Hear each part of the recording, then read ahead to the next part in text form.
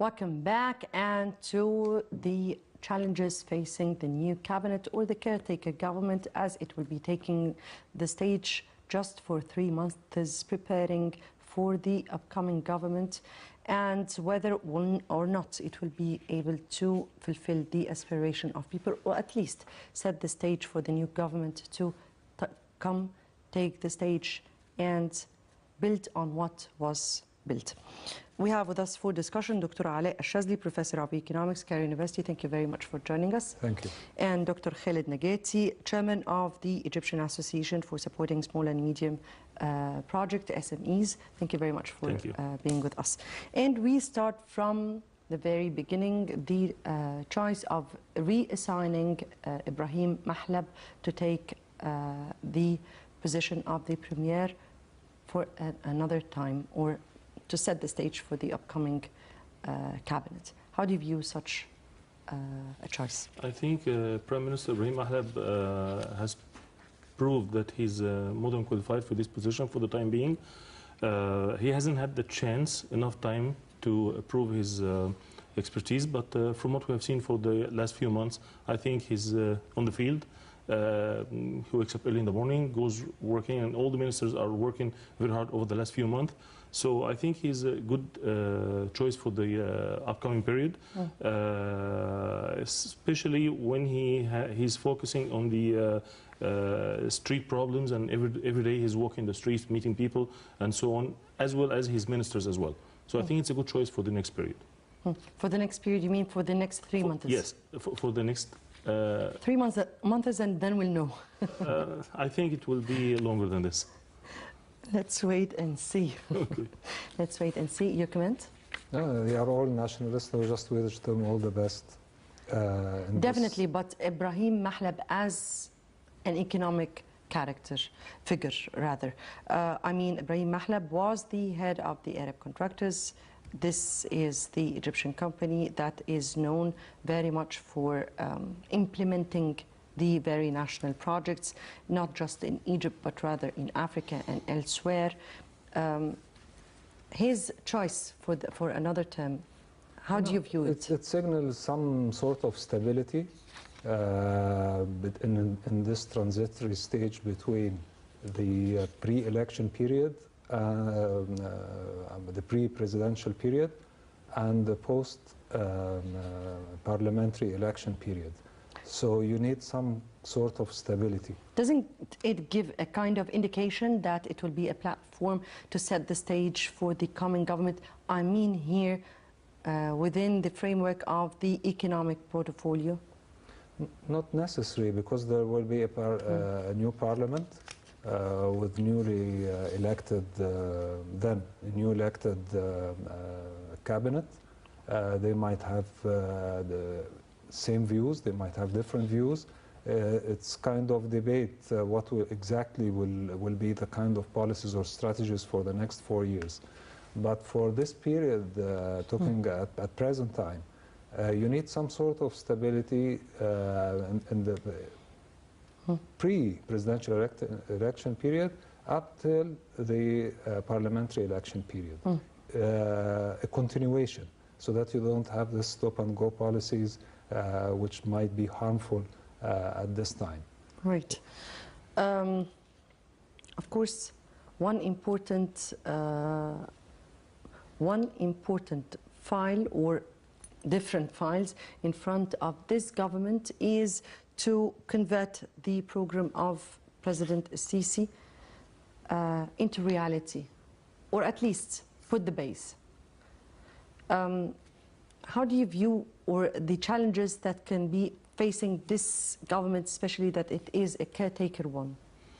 I think President S.A.E. has said it very clear, loud and clear during his the day that he went to office, and he made it very clear, although that he didn't announce what's so-called program, presidential election program. However, he said it very loud and clear that day that he went to office. There are two main aspects he's focusing on. One of them is investment, which is very important to secure investors, either Egyptian or international investors. They have to feel safe in Egypt to pump more funds in Egyptian market. The second aspect is the small and medium enterprises, which he focused on, based on starting a new ministry for, especially for this purpose. Actually, it became part of the Ministry of Industry and Trade. Oh, that's lately. I haven't heard that news yet. Yes, Okay. right. Well, it makes sense. Still makes sense. Yes, but Still it makes is, sense. of course, important, since he said that there are two important or pivotal roads that he will be taking: mega projects and small and medium enterprises. Yes. How do you view such an important, the importance of going in parallel with these two areas? It makes sense, of course, for job creation and solving the unemployment problem. You need small-scale enterprises and put more investment into these kind of activities. At the same time, you need the mega projects or large-scale projects, investment projects, because these are going to help the country to leap forward in capital accumulation process for the different kind of activities that we heard about in energy, agriculture and land reclamation, in industrial zones, and yes, these are the main type of activities that we heard of, and of course urban development. All this needs large-scale investments and putting the investment back for the country as a whole. When you said there will be mega projects, particularly the Suez Canal access and, of course, the mega projects within the field of petroleum.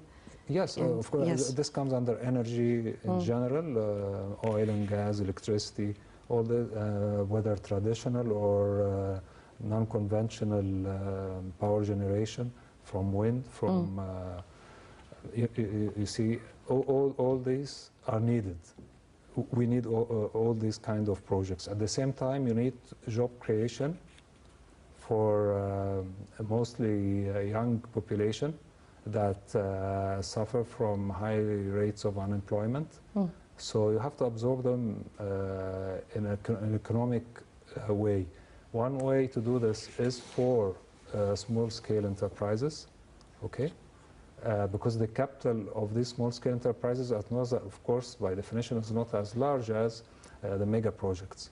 So you can create economic entities that make use of this young generation who are looking for job opportunities.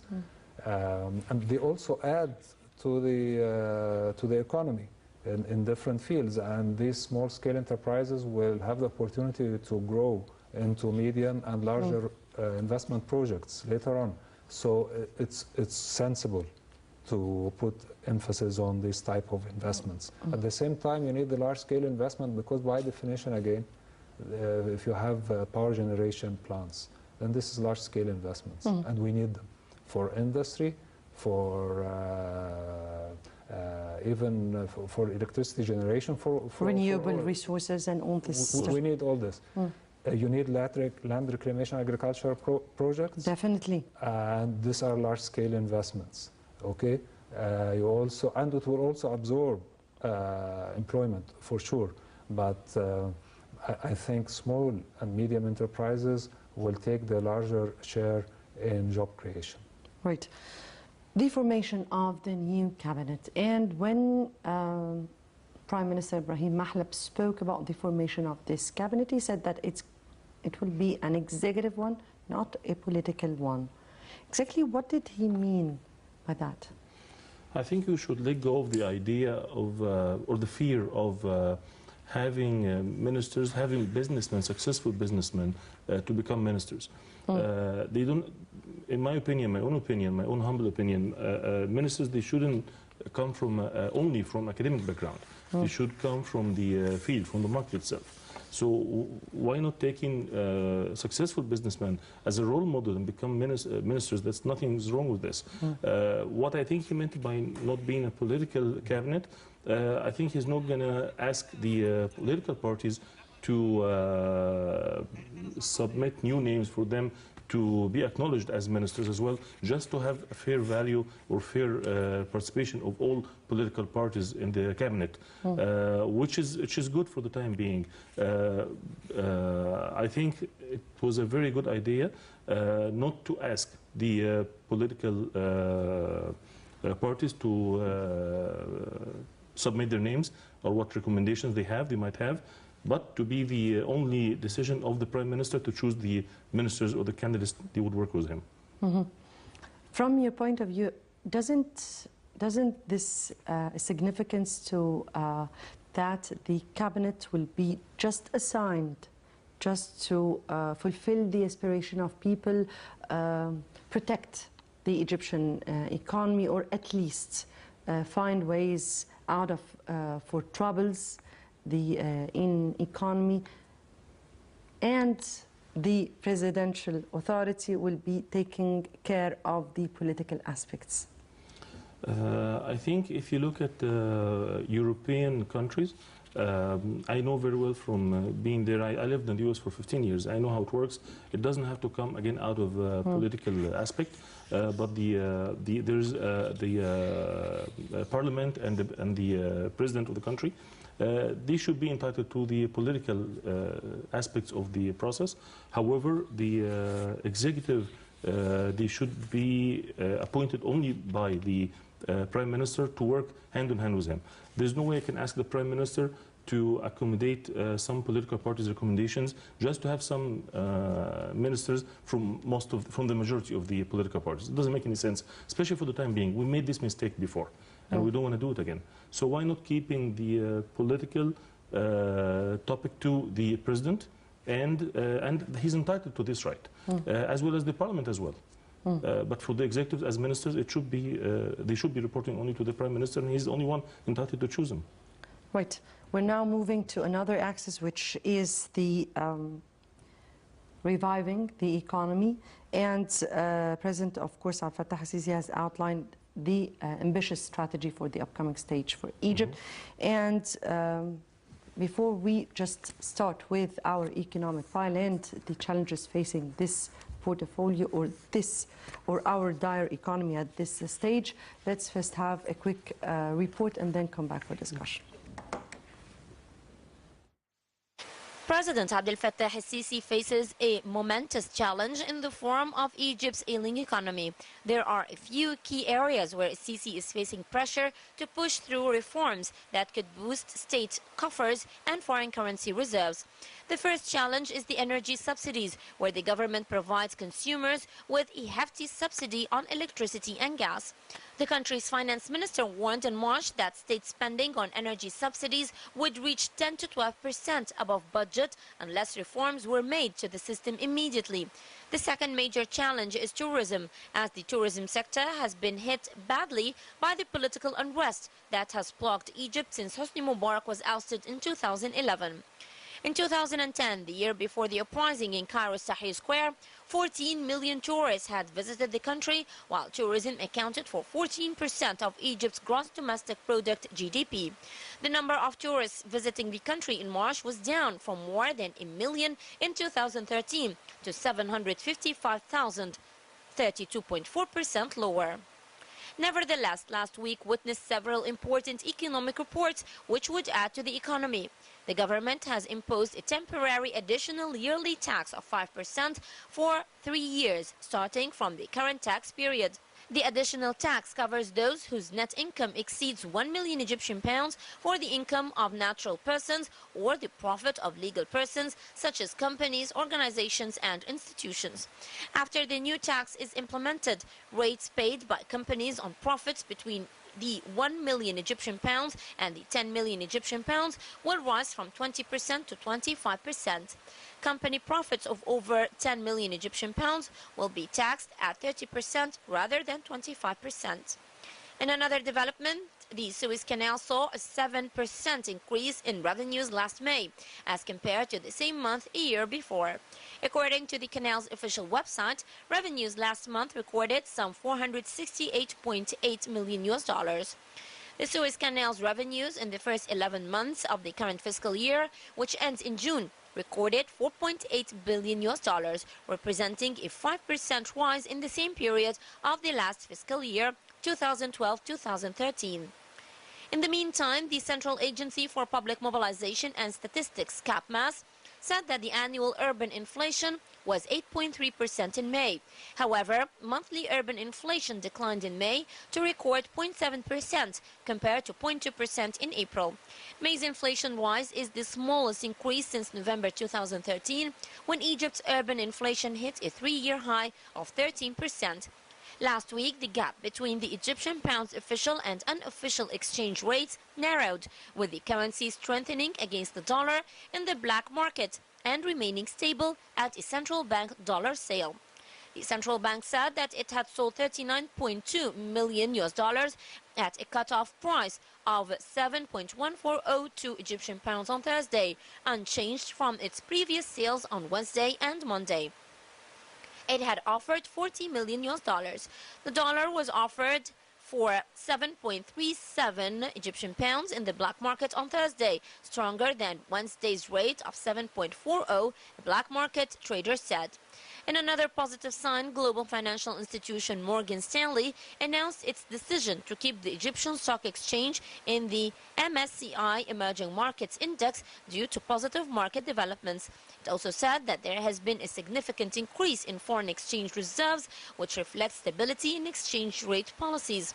On another front, remittances from Egyptian expats in 2014 are up 22.2% so far as compared to 18 billion US dollars last year.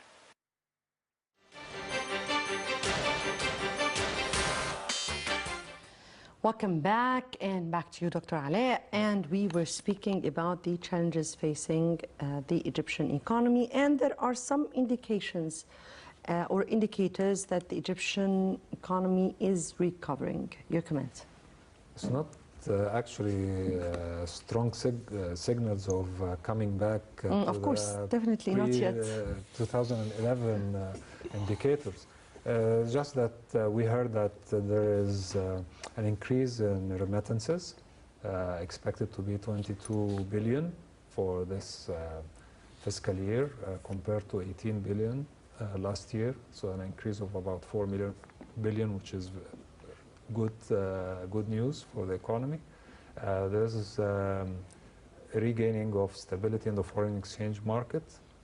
That's a good sign as well. There is an improvement in the security scene in the country. So the country is more able now than 3 years ago for receiving new investments, foreign or domestic investors, by either. This, in my opinion, are the main good news that we heard of in a few months or few weeks ago. And the challenges remain. Before we take the challenges, but let me hear, you spoke about something very important, which is the return back of the stock markets. Yeah. Or at least that the stock market has been seeing a kind of some gains during the past week. To which reason do you attribute that? Well, there were mixed signals about what happened in the stock market. Right before the presidential election, we have witnessed an increase in the trade volume. Again, the indicators of the stock market were going up, which is good. At the same time, we heard that there will be taxes levied on securities investments, and that caused the decline again for some time. And then it is fluctuating, as we would expect in any stock market, up and down, back to normal. The stock market is very sensitive to the political scene. So again, as there were expectations or anticipation of regaining of security after the presidential election, with the announced large-scale investment projects, together with what you mentioned, and increasing attention to small-scale enterprises and for job creation and so on. all this were sending good signals about the investment environment in Egypt. Also, a relook at the legislation for encouraging investment.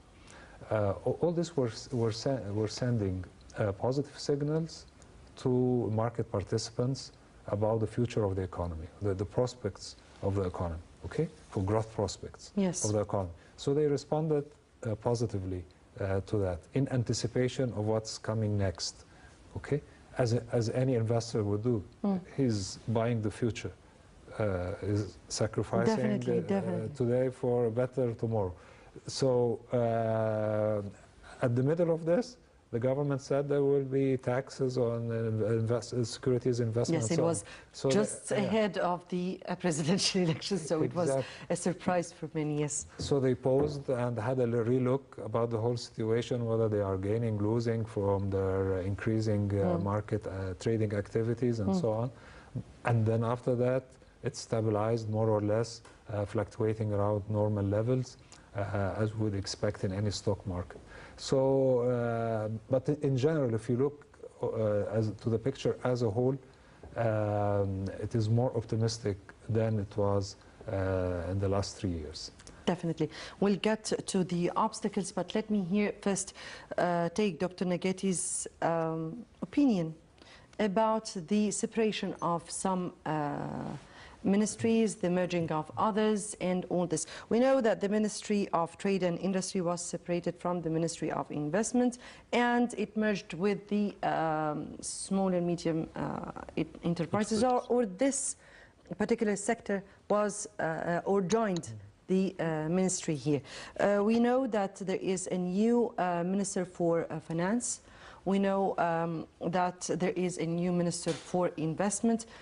How do you view such an environment and the merging and the separation of these ministries? How do you view this? Just before I would answer, I would just like to highlight just one more thing to the previous question to my colleague here regarding the Egyptian exchange.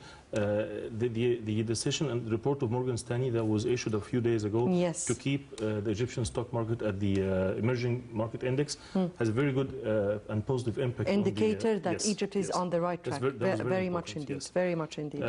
Back to your question here about separating the two ministers. I've said that 6 months ago. When His Excellency, the Minister Abdul Noor, has been appointed for both ministries, it will be too much of a load and pressure on one person to carry out all these responsibilities for 2 or 3 different ministries. History will only remember the result. History doesn't remember the efforts. No matter how much efforts he would have put in 2 or 3 ministries at the same time, there's no way one person can handle all this. He's very good and optimistic about the future, and I like that myself. But I believe that separating both investment and trade from each other, that was a good decision. That would help the Egyptian market, that would help the Egyptian government as well, and the Egyptian people. I think His Excellency Mr. Ashraf Salman, now he's been appointed as the Minister of Investment. Yes. He's been this gentleman has been most of his life in the investment banking and so on. So I think it was a very wise decision for him to be appointed as Minister of Investment. The separation of both ministries, especially merging the small and medium enterprises with the Ministry of Trade, that was a very good decision as well. Because I think it should have been either ministry. Maybe it wasn't the right time yet. Maybe the market was not ready for this yet. But to have a ministry like the trade focusing or containing this very important sector, that was needed long time ago. Dr. Hani Adri for Finance? Yes. Dr. Hani Adri, there's no question marks about him. He's been proven. He's one of the experts in this market for a long time. Especially, I think, he was the minister just a few months ago. He's not a new minister. I think it was a right decision to keep him for stability issue. And he's new. He's new. Dr. Hani Adri was Dr. Hani Adri, yes. I guess no. No, rather he stayed. Yes, he stayed, yes. So I think it was a wise decision for stability, as I said. despite the fact that he issued the new taxes right ahead of the presidential elections. Everyone makes mistakes. Right. To the challenges facing the Egyptian economy. And we all know how the Egyptian economy is suffering from 3 years of turmoil and all the surrounding circumstances. Your comment? The challenges remain, of course, investment, growth, and job creation. These are the three major challenges, and they are interrelated. Once you open up the key for any one of them, you will find it up and running. It will be okay. In the presidential campaign before the elections, both competitors agreed on the same things in general, that there will be what we mentioned at the beginning of this program, large-scale and small-scale investments, more or less balanced approach to the problem of job creation and for investment and growth. Now that the elected president has announced clearly that part of his program will be for agriculture development, and including land reclamation, exploring new areas in the country that needs more infrastructure, for example, to expand in these new areas. During the construction period of these agricultural projects, we will be able to attract a lot of manpower into it, and it will help solve the job creation problem to a large extent. And this is very important. Hand in hand with the small-scale enterprises. You see, one is coming from agriculture and land reclamation, and one is coming from small scale in solving the problem. So you see, it's a balanced approach. One mainly will be in industry, maybe the small scale is more related to industry, and that explains why the new portfolio for investment, industry, and small-scale enterprises. The other thing is even for the industrial zones, for the energy projects, for transport projects. There's even a new ministry for rural areas. Yes. Rural areas development, yes. Exactly. This is extremely important. Yes. It will help a lot in resolving This is the first time in Egypt history that a ministry is as such. Yeah, and we need it. But the ministry is not new. But the ministry is yes, the ministry is, yes. Exactly. For the other projects that I was mentioning, the non-agricultural sectors, also during the construction stage, you will be needing a lot of manpower, and that will help at the early phases of its construction of these projects. But once these projects are established, mostly they will need a high technology and capital-intensive techniques. And for that, by that time, I expect that the job creation problem would have been, at least large part of it, have been resolved. These trained manpower can be used in the small-scale enterprises, in other activities. They can be given opportunities through something like the social fund programs and so on, and the social safety nets programs can help a lot in solving also the unemployment problem. If you have an extended social safety nets, okay, an extended social safety net that can cater to the need of the country in different activities and for creating jobs and investment, new investments at the small scale level. I think all this will help solve the job creation problem. For growth, for growth you need investment, and this is coming with the improved security seen in the country, with the investment map that the country is going to prepare for foreign and domestic investors. With all these in the picture, You can only hope that it will be orchestrated by the newly appointed governments, whether now or after the parliamentary election, for to be implemented at a good pace, and that would put Egypt on a good growth path. I'm sorry, I just would like to add one thing here, just one quick issue here. I don't want the government to look at the Egyptian manpower, Egyptian youth and fresh grads as manpower, because fresh grads, they spend 4 or 5 years in colleges, in education, higher education level. It seems very hard to me to convince a fresh grad to go and work in rural area as a worker or whatever it is in rural areas or developments and so on. So we need to divide between lower and medium level manpower and higher education level manpower. The higher level, we shouldn't look at it as a manpower, but we should educate them to become entrepreneurs. We have 700,000 fresh grads every year. We can treat all of them as manpower, because we still need entrepreneurs, we still need SMEs, because each one of them, if they open a new small and medium enterprise, they could have 4 to 6 But employees. not all of them can afford even to open a That's small why we have the social funds. That's where the social funds, the SFD comes handy to help the fresh grads, and they have tremendous programs to help fresh grads for this aspect. My question was about the ahead of the presidential election, and when Prime Minister Ibrahim Mahlab took office or assumed his post as Prime Minister, he said that he would combat monopoly. And he said that the government would be abiding by the principles of free economy, which would be giving investors or he will be granting all the privileges to facilitate their work.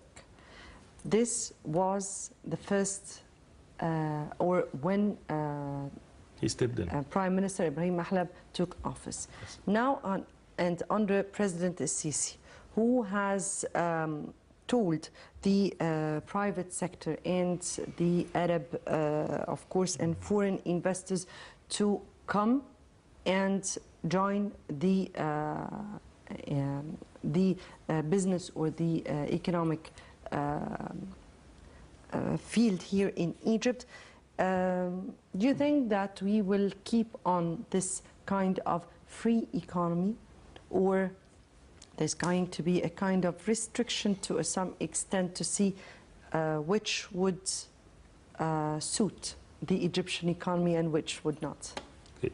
I think here the Arab aid and Gulf aid wouldn't have happened if it wasn't for President Sisi. So if he hadn't been elected, I don't think he would have had all this help from the Arab brothers and so on. But time has become now to secure investors. Enough with the aid. So we need investment now. To have investment in Egypt, we have to secure the investors, either Egyptian or international investors. I can imagine an investor putting billions in Egypt just for the next day to wake up in the morning that he has been shut down and he's been put on trial. Well, and his capital has been taken away from him. And the contract he has signed with the Ministry of Investment has just been shredded out like it never happened. That cannot happen anymore. It had happened in the past, and that caused us a lot of problems. But monopoly? I think the Egyptian President, Mr. Abdel Fattah al-Sisi, would know very well how to manipulate the internet. I don't know if manipulate is the right word, but how to attract the international market to invest in Egypt. Egypt is a very good place now to invest in, and I believe we'll have a lot of investors, not only from the Arab countries, however, from the international markets as well. So there will there will be no monopoly or somebody monopolizing a certain area? No, I don't think so. Hopefully. Saudi Arabia has already called for a conference for donors, for donor countries to support Egypt's economy. How important is such a conference would be, and do we really need a conference for international donors, or do we need investors to come and invest in Egypt? It's a more disciplined way. This conference, the so-called conference for donors, it's more disciplined. Because I don't think that Egypt is Somalia for an instant, and we are not in that very dire situation to I think donors is not the right word. It's not the right word. It is just that you need to present the international investors community with an investment map, kind of investment. Here are our investment opportunities that you can come and join us in. And if you commit capital, these are the expected rates of return that can come out of it. And so if it is a win-win situation for the government and for investors, international investors, then everyone is winning, and that's it. So I see it in a positive way as a disciplined strategy to collect funds from different parts of the world in a shorter period of time, a more orchestrated strategy for a good start. So because our businessmen are not able to fund different investments at the time being, so now we are looking for international donors? Yes, they can complement. And of course, a good part of the investment projects that Egypt is looking for in the coming phase will be partly carried out by the domestic investors and partly by foreign investors. Of course, the problem is that all over the world you might face a capital shortage. You have large investment plans, but the capital that is available might be not that large. So you look for other parts of the world to come and help you with the saving investment gap. You know, you mobilize savings domestically, but there is a gap for your investment plan to implement it. So it has come from foreign sources.